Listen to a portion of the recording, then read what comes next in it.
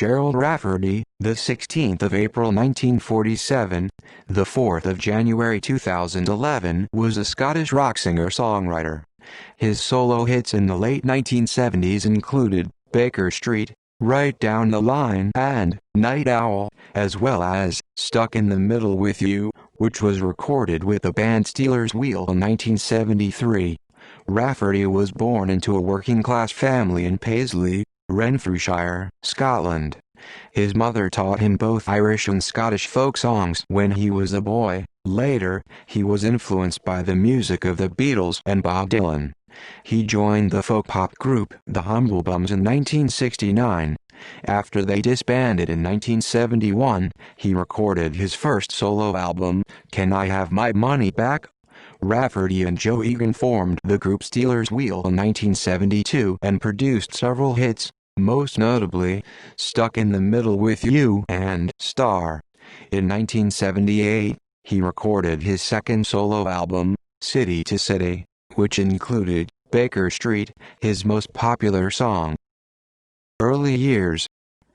Rafferty was born on the 16th of April 1947 into a working-class family of Irish Catholic origin in Underwood Lane in Paisley, a son and grandson of coal miners.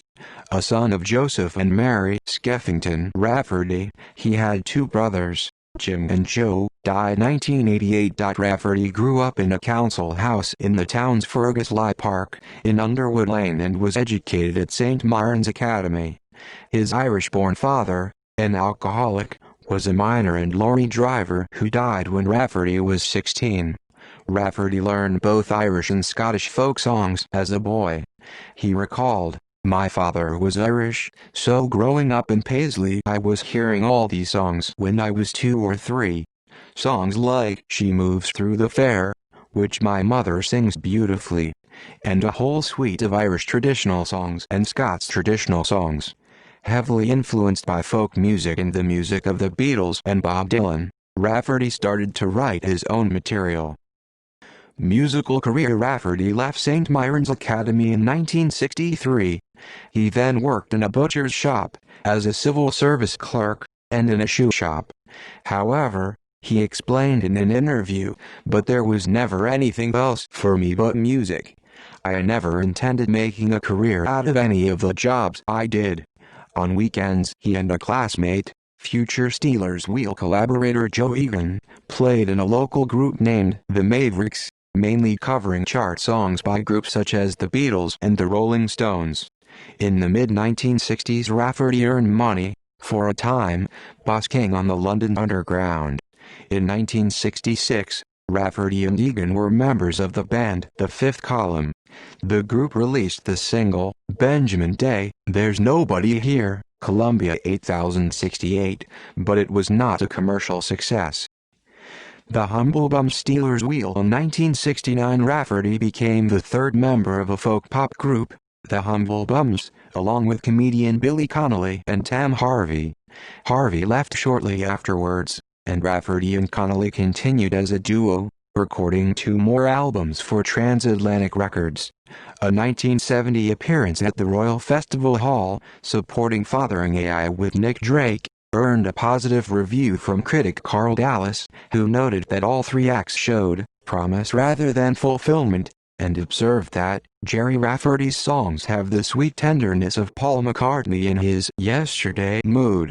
In his own stand-up shows, Connolly has often recalled this period, telling how Rafferty made him laugh and describing the crazy things they did while on tour. Once Rafferty decided to look in the Berlin telephone directory to see if any Hitlers were listed. After the duo separated in 1971, Transatlantic owner Nathan Joseph signed Rafferty as a solo performer.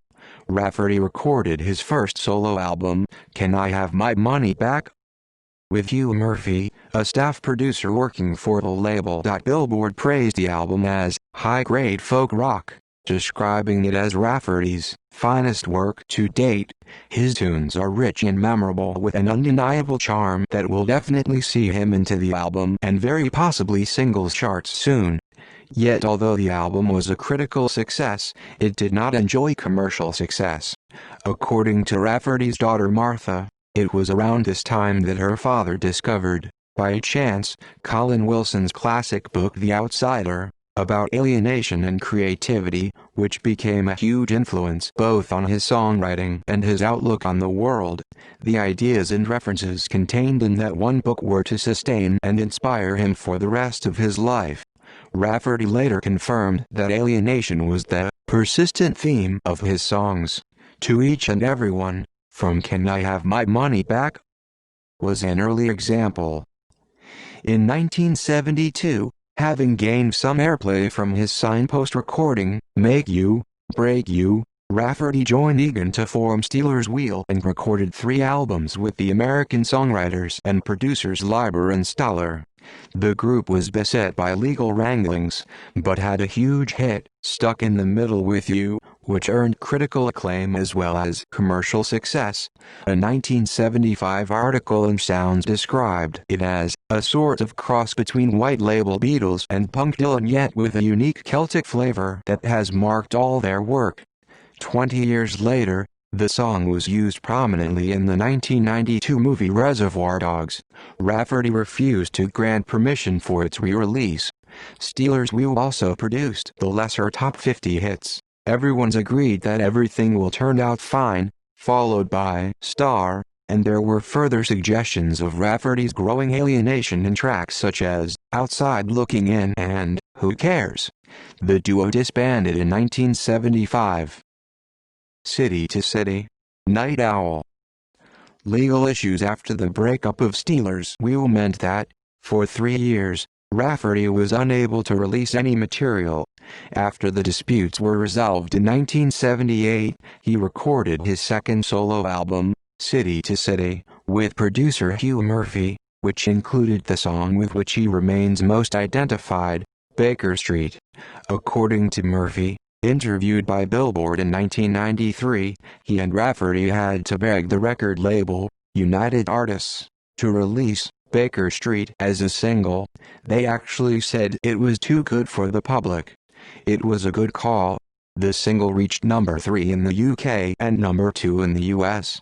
The album sold over 5.5 million copies, toppling the Saturday Night Fever soundtrack in the US on the 8th of July 1978.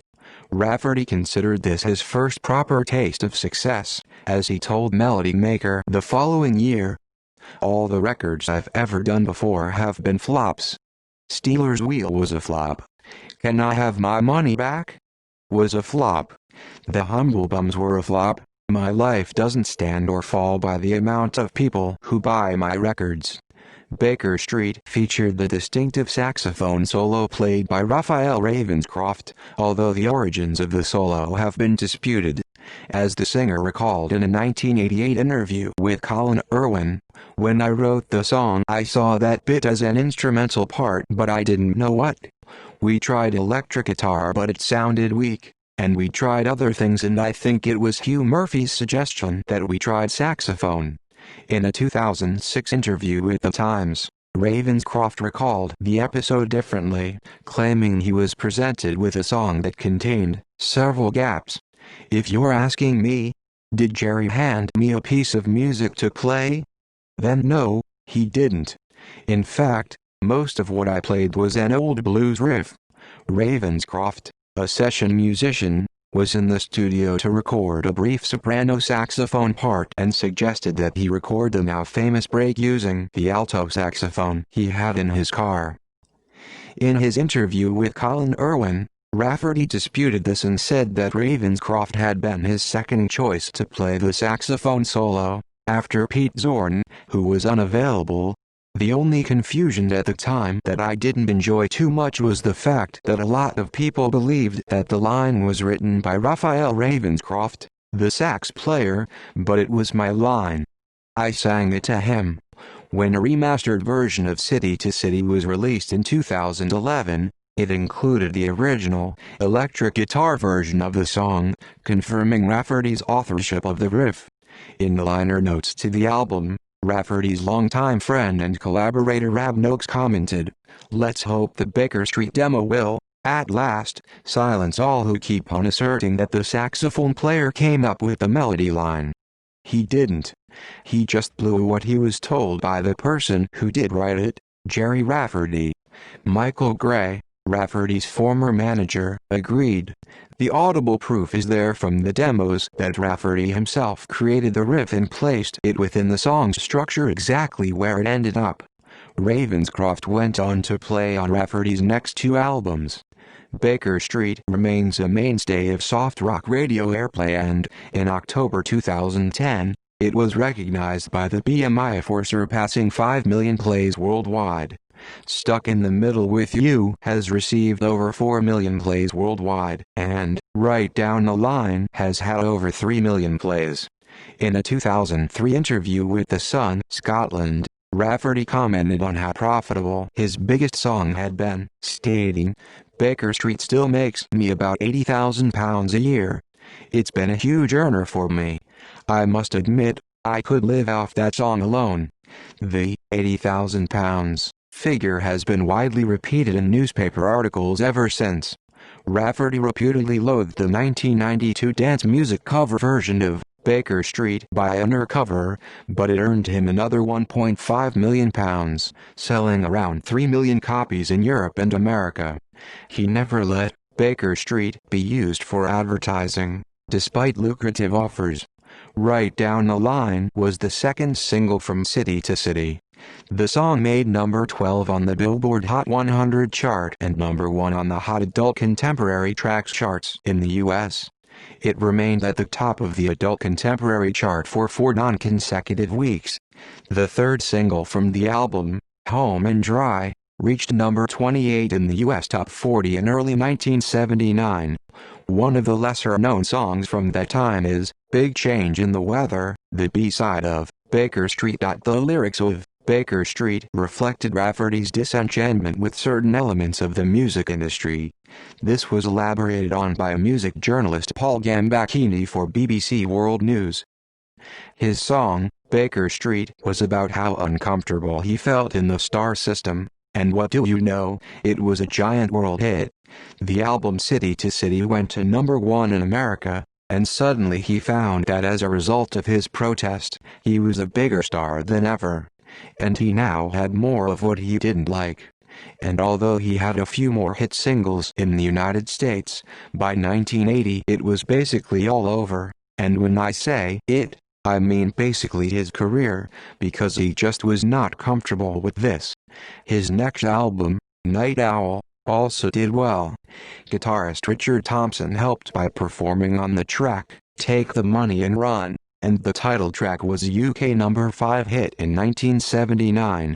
Days Gone Down reached number 17 in the US.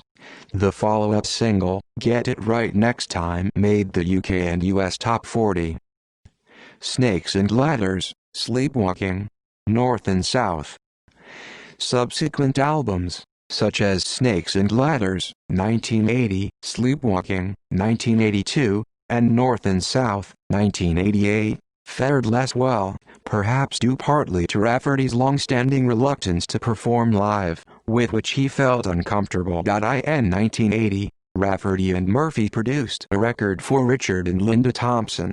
Though never released, it eventually evolved into their album Shoot Out the Lights. The 1982 album Sleepwalking saw Rafferty taking a very different approach to his work.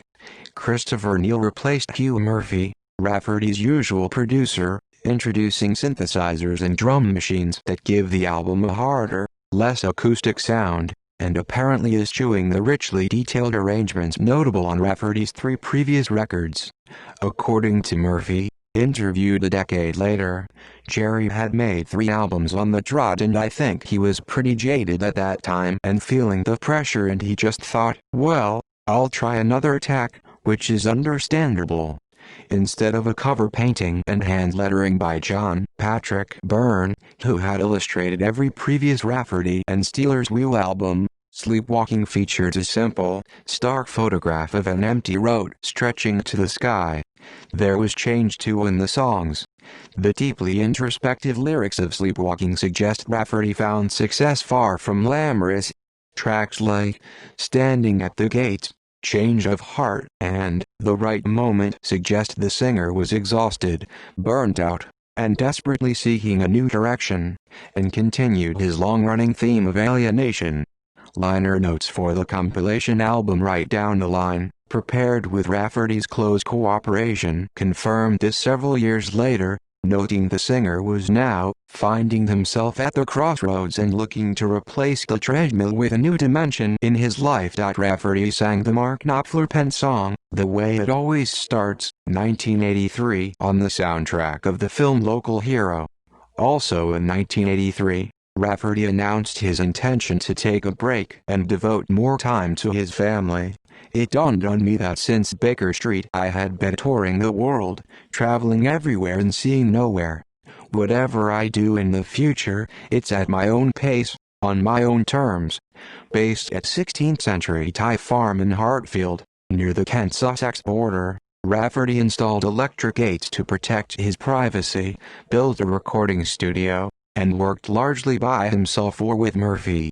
In 1987, Rafferty and Murphy co-produced the Proclaimers' first UK hit single, Letter from America. According to his former wife Carla, who discouraged visitors, he was just stalling for time.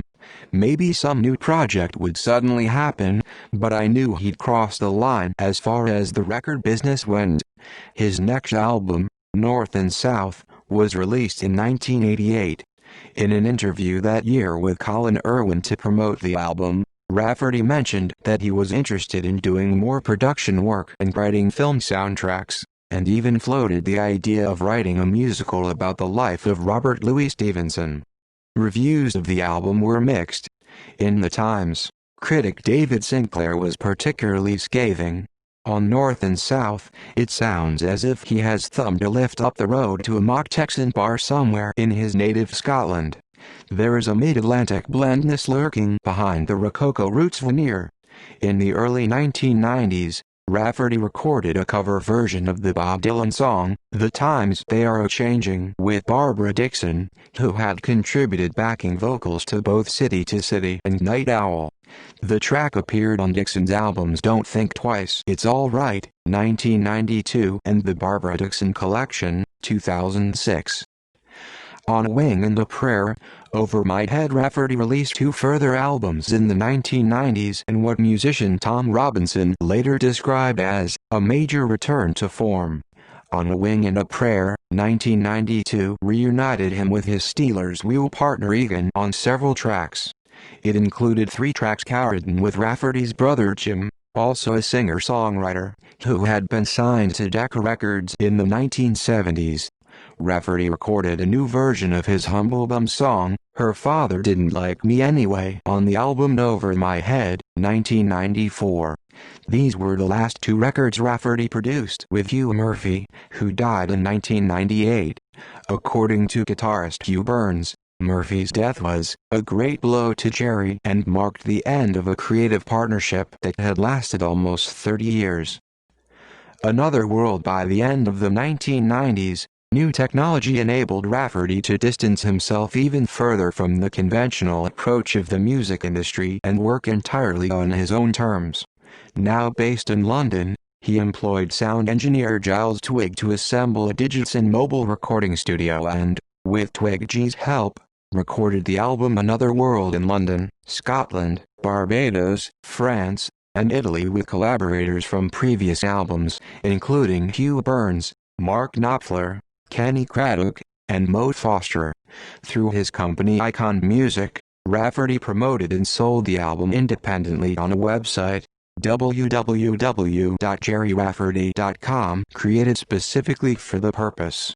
Another World, released in 2000, was originally available only via direct order from his website, but since 2003 has been available on the Hypertension label.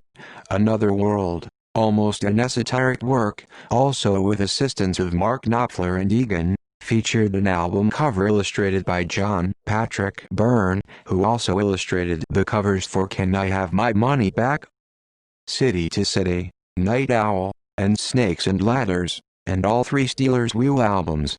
Byrne was also responsible for one of Rafferty's most prized possessions, a hand-painted Martin acoustic guitar bearing his portrait and the name, Gerry Rafferty, which features in many photographs of the singer. Another world marked a new departure for the singer, as he explained in a press release heralding the new record in November 2000, "My heart and soul have gone into this album, and by releasing it in this way my creative influence has not been diluted in any way." Finally, thanks to the internet, it seemed Rafferty no longer needed the music industry. Technology was allowing him to put his music directly in the hands of an appreciative audience. Rafferty felt he had matured as an artist, as he told the Evening Standard at the time of the release. "At my time of life, I don't want to be talking to 23-year-old record executives who are just trying to sell their products to 19-year-olds. I'm older and my audience is older. They'll know where to find me." In the same interview, he said that the entire record had been made for approximately £200,000, with half spent on travel, the recording system costing £75,000, and the website and marketing adding £25,000. Rafferty maintained his enthusiasm for this new approach to recording for the next 3 years. In a blog posting dated the 31st of March 2004, he wrote, "Let's get back to music. After all, that's the only reason that this website has been set up." Another posting announced that Rafferty would begin to release music regularly as free downloads. In reality, Gerry could put a new track out every 2 weeks or so. "We will keep you informed of developments as they happen." Only a handful of tracks were ever released, however, and the website eventually closed down without any explanation. Life goes on. During November 2009, Rafferty released what would be his final album, Life Goes On. This was again on the Hypertension music label. Featuring 18 tracks, the album contains 6 new recordings, covers of Christmas carols, plus also some traditional songs that had previously been available on the Gerry Rafferty website. The remaining tracks are remastered tracks from his previous 3 albums. Posthumous releases. Rafferty's death in January 2011 rekindled interest in the singer's work. His daughter Martha relaunched Rafferty's old website, GerryRafferty.com, with a full discography, rare photos, and new artwork by John Patrick Byrne. She portrayed her father as an autodidact with an incredibly strong work ethic and passion for books. There were literally whole walls of bookshelves at home, and he'd read every single word. Mainly philosophy, art, religion, psychology, and many a biography. In September 2011, EMI issued a remastered collector's edition of City to City, featuring previously unheard demo versions of Baker Street, Maddie's Reg, City to City, and other tracks from the album. Other artists continue to be inspired by Rafferty's work. In 2012, Coolin Recordings issued Paisley Spin, a remix of 3 tracks from Can I Have My Money Back? By Celtic fusion artist Martin Bennett. Bonnie Raitt recorded a reggae treatment of Right Down the Line for her Slipstream album released the 10th of April 2012. Barbara Dixon released a tribute album of 13 Rafferty songs, To Each and Everyone, the songs of Gerry Rafferty, in September 2013, including cover versions of Baker Street, The Ark, and Steamboat Row. Attitude toward the music industry. Rafferty drew a clear distinction between the artistic integrity of a musician, on the one hand, and the music industry's need to create celebrities and sell products, on the other. In an interview with Colin Irwin in 1988, he said, "There's a thin line between being a songwriter and a singer and being a personality. If you feel uncomfortable with it, you shouldn't do it. It's not for me. There are too many inherent contradictions." 2 decades later, speaking to the press after Rafferty's funeral, Charlie Reid of the Proclaimers confirmed Rafferty's dislike of celebrity. He was not entirely comfortable with fame. Even more so than most people who work in this business, he saw it as not a good thing. Reid believed Rafferty was fundamentally unsuited to the pressures of celebrity. "He struck me as a very Very sensitive man, and for someone like that, fame was probably not appropriate. Billy Connolly agrees that Rafferty had different priorities. I wanted success and fame, and I got it, to a degree. Gerry wanted respect. He wanted his talent to be respected. He wanted his songs to be respected. And he certainly got that. Generally an autobiographical writer, Rafferty returned to this theme often, in the lyrics of Steelers Wheel songs such as Star, written by Joe Egan, Stuck in the Middle with You, and Good Businessman, and later solo tracks like Take the Money and Run, from Night Owl, Welcome to Hollywood, from Snakes and Ladders, and Sleepwalking, from the album of the same name. The liner notes to the compilation album Right Down the Line, written by Jerry Gilbert with Rafferty's close cooperation, note his consistent refusal to tour the United States and, generally, play the industry game. It was ironic that Rafferty, a lover and collector of religious icons, who would later name one of his publishing companies, Icon Music, was also an iconoclast. According to Michael Gray, Rafferty's personal manager at the height of his success, he turned down many opportunities to work with other artists. He retained a healthy skepticism not just about the music industry but about society, money and politics in general. His background was soaked in Scottish socialism and poverty, his mind sharp and his personality acerbic, and he wasn't going to be dazzled by the glamour of success. Rafferty never changed his mind about the music business. If anything, his views hardened. In 2000, he told the Paisley Daily Express that the second Steelers Wheel album, released in 1974, had been named Fergus Lie Park, after a deprived area of Paisley, to get as far away as possible from all the bullshit of the music industry in London. Monsignor John Tormey, celebrating Rafferty's funeral mass, suggested the singer's attitude to fame was an indication of his spiritual integrity. He always searched for a more authentic way to live his life, shunning the outward trappings of celebrity so that he might live as he chose to live his life. Personal life. In 1965, 18-year-old Rafferty met 15-year-old Carla Ventilla, an apprentice hairdresser from an Italian family in Clydebank, at a dance hall, a story he later recounted in the song, Shipyard Town, on North and South. They married in 1970 and lived in Scotland with their daughter, Martha Mary, before moving to the south of England in the late 1970s, where they divided their time between their farm near the Kent-Sussex border and a home in Hampstead, London. Rafferty's lengthy commutes from London to Scotland inspired some songs on the album City to City, including the title track in Maddie's Rag, which recounted his delight at being reunited with his daughter, while the later move south inspired The Garden of England, from the album Snakes and Ladders, and some songs on North and South. Rafferty and Ventilla divorced in 1990. After the completion of Another World in 2000, Rafferty planned to move back to Scotland and bought Eaglestone House, a substantial listed 1860s mansion in the Highland village of Strathpeffer, although he sold the property 2 years later and never actually moved in. Alcoholism. Rafferty enjoyed alcohol from a young age, and early songs, such as One Drink Down, Baker Street, and Night Owl, freely mention the subject. According to Michael Gray, the singer's personal manager in the early 1980s, it never occurred to me in all the time I knew him that he was heading for alcoholism. Maybe I should have realized, but I didn't. I'm unsure whether he did. As the 1980s progressed, Rafferty's growing drinking problem placed his marriage under impossible strain, and his wife divorced him in 1990, though they remained close. In the late 1980s, Rafferty had told journalist Colin Irwin, "I was always very conscious about keeping a low profile because that's the way I like to go about it.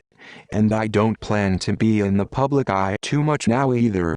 In 1995, Rafferty was deeply affected by the death of his older brother Joseph, an event from which family and friends said he never fully recovered. In the last decade of his life, having taken pains to shun the fame and celebrity that accompanied his musical achievements, Rafferty found himself making headlines once again as he struggled with alcoholism and depression and the increasingly erratic behavior they spawned. While the news stories focused on Rafferty's bings, they revealed nothing of the impact on his family and friends. His girlfriend Enzana Foschini said she felt that he was under some sort of evil spell. He felt crippled by it. I saw a man in despair. According to Rafferty's ex-wife Carla, there was no hope. I would never have left him if there'd been a glimmer of a chance of him recovering. Disappearance in 2008. Rafferty moved away from California and briefly rented a home in Ireland, where his drinking soon became a problem again. In July that year, he flew to London, where he stayed in the five-star Westbury Hotel in Mayfair and began a 4-day drinking binge during which he extensively damaged his room. Speaking to the Independent newspaper later, the hotel's director commented, "It was such a shame. In person, Mr. Rafferty was a really nice man. He kept himself to himself and didn't bother the other guests, but he was clearly on a downward spiral. He was in self-destruct mode." There were conflicting reports about what happened next. The newspaper Scotland on Sunday reported that Rafferty had been asked to leave the hotel and had then checked himself into St. Thomas Hospital suffering from a chronic liver condition brought on by heavy drinking. The same report claimed that on the 1st of August 2008, Rafferty had disappeared, leaving his belongings behind, and that the hospital had filed a missing persons report. No such missing persons report existed. On the 17th of February 2009, The Guardian reported that Rafferty was in hiding in the south of England, being cared for by a friend. Subsequently, Rafferty's spokesperson Paul Charles told The Independent that he had been in touch with Rafferty a fortnight previously and that he was alive and well but had no plans to either record or tour. This was contradicted by a report in the Daily Telegraph on the following day, which quoted a statement his solicitors made to Channel 4 News. Contrary to reports, Gerry is extremely well and has been living in Tuscany for the last 6 months. He continues to compose and record new songs and music, and he hopes to release a new album of his most recent work in the summer of this year 2009. The album, titled Life Goes On, was released in November 2009. After leaving St. Thomas Hospital, and while claiming he was in Tuscany, he was moving from one London hotel to another. During this time, he met Enzana Foschini, an Italian artist living in Dorset. Rafferty and Foschini rented a large home together in Upton, near Poole. Foschini claims she cared for the singer during 2009 and tried to help him overcome his alcoholism, and that he proposed to her at the Ritz Hotel in Paris on Christmas Eve that year. Death in November 2010, Rafferty was admitted to the Royal Bournemouth Hospital where he was put on a life support machine and treated for multiple organ failure. After being taken off life support, Rafferty rallied for a short time, and doctors thought that he might recover. Rafferty died of liver failure at the home of his daughter Martha in Stroud, Gloucestershire, on the 4th of January, 2011. A Requiem Mass was held for Rafferty at St. Maron's Cathedral in his native town of Paisley on the 21st of January 2011. The Mass was streamed live over the Internet. Politicians in attendance were the First Minister of Scotland, the Right Honourable Alex Salmond MSP, Wendy Alexander MSP, Hugh Henry MSP, and Robin Harper MSP. The musicians present included Craig and Charlie Reid of the Proclaimers, former bandmates Joe Egan and Graham Noakes, Barbara Dixon, and Graham Lyle. The eulogy was given by Rafferty's longtime friend John Byrne. His remains were then cremated at the Woodside Crematorium in Paisley and his ashes scattered on Iona. He is survived by his daughter, granddaughter Celia, and brother Jim. Tributes and legacy newspapers printed lengthy obituaries for the singer. In The Guardian, Michael Gray charted Rafferty's long downward spiral into alcoholism, while a full-page obituary in The Times summarized his career more positively, as well as being a singer of considerable talent who at one time had the pop world at his feet. Gerry Rafferty was also a consummate songwriter, blessed with sensitivity and an enviable melodic flair that at its best recalled Paul McCartney. Other entertainers also paid tribute to Rafferty, with comedian and ex-bandmate Billy Connolly calling him a hugely talented songwriter and singer who will be greatly missed, and musician Tom Robinson saying, his early work with Stealers Wheel was an inspiration to a whole generation of songwriters in the 70s, including me. Speaking after the funeral, Charlie Reid of the Proclaimers said, I think Gerry Rafferty was one of the few people who really successfully straddled the worlds of both folk and popular music. He did it really well and he was respected in both camps. Barbara Dickson also paid tribute to her friend, whom she described as a luminous, glorious Scottish musician. Finbar Fury, who knew Rafferty for over 40 years, said he was in a different league completely. He didn't know how good he was. He was one of the most talented musicians and singers I ever knew, but he completely underestimated his own talent. He was a very humble man. The reaction of younger artists suggests Rafferty's music has also inspired a new generation of fans.